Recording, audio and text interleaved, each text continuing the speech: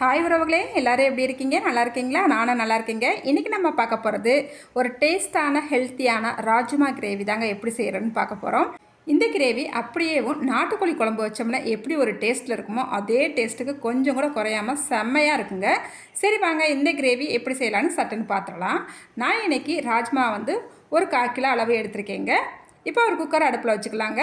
இதில் ஒரு 2 ஸ்பூனுக்கு மட்டும் கடலெண்ணெய் சேர்த்துக்கலாம், ஒரு 1/4 ஸ்பூனுக்கு பெருஞ்சீரகம் சேர்த்துக்கலாம், ஒரு சின்ன பட்டை, 3 கிராம்பு, ஒரு சின்ன பூவு, அதுக்கப்புறமா கொஞ்சமாக கல்பாசி சேர்த்துட்டு அதுக்கப்புறமா இது கூடவேவும் 100 கிராம் அளவு சின்ன வெங்காயத்தை நல்லா கட் பண்ணிவிட்டு சேர்த்துக்கலாங்க. சேர்த்துட்டு நல்லா ஒரு தடவை கலந்து விட்டுக்கலாம். கொஞ்சமாக கருவேப்பிலை சேர்த்துக்கலாம், 2 பச்சை மிளகாவும் சேர்த்துக்கலாங்க. சேர்த்துட்டு மறுபடியும் நல்லா கலந்து விட்டுக்கலாம். வெங்காயத்தை கண்ணாடி பதம் வர வரைக்கும் நல்லா வதக்கிக்கலாங்க.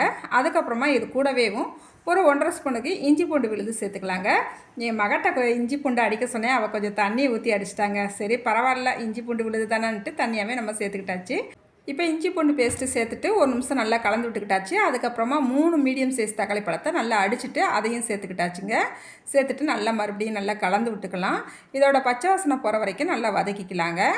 அதுக்கப்புறமா இப்போ 1/2 சில்லு அளவு தேங்காய் சில்லு எடுத்துருக்கிறேன். இது கூடவே கொஞ்சமாக முந்திரி குருணை சேர்த்துக்கலாம். உங்கள்கிட்ட முந்திரி குருணை இல்லைன்னா முழு முந்திரி பருப்பாக ஒரு 4-5 முந்திரி பருப்பு சேர்த்துட்டு நல்லா தண்ணி ஊற்றி அதை ஒரு பேஸ்ட்டாக அடித்து எடுத்துக்கலாங்க.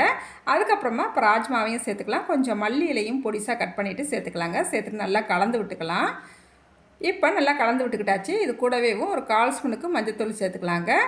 அதுக்கப்புறமா வீட்டில் அரைச்ச மசாலாப்பொடி ஒரு 1/4 ஸ்பூனுக்கு சேர்த்துக்கலாங்க. வீட்டில் அரைச்ச மசாலாப்பொடி உங்கள்கிட்ட இருந்தால் மிஸ் பண்ணாமல் சேர்த்துக்குங்க. நல்ல ஒரு டேஸ்ட்டு கிடைக்கும் நம்மளுக்கு இந்த மசாலா சேர்க்கும் போது. இப்போ மசாலா சேர்த்துட்டு நல்லா கலந்து விட்டுக்கலாங்க. இப்போ மறுபடியும் குக்கரை வெயிட் போடாமல் மூடி வச்சிடலாங்க. ஒரு 2-3 நிமிஷத்துக்கு அப்படியே இருக்கட்டும், அதுக்கப்புறமா பார்க்கலாம்.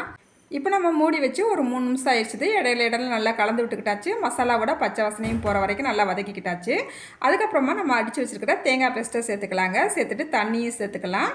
நான் இன்றைக்கி தண்ணி ஒரு 600 ml தண்ணி சேர்த்துருப்பேங்க. சேர்த்துட்டு நல்லா கலந்து விட்டுக்கலாம்.